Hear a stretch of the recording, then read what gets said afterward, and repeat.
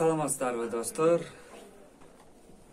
Буюрса биз Ош чергесине келип, бул жакта студия ачылды. Бул жактан голос жүрүп кетсеңиздер болот. Мен азыркы тааныштарыма, жалпы эле мени көрүп жаткан көрөрмандарыма айта кетчү жаңылыктар бар. Мен Ош шаарында бул жака ишке кирдим. Бул жакта биздин Jazz деген эжебиз бар. Ал продюсер бизге.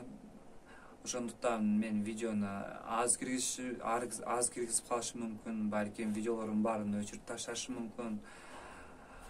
Ошондой жаңылыктар.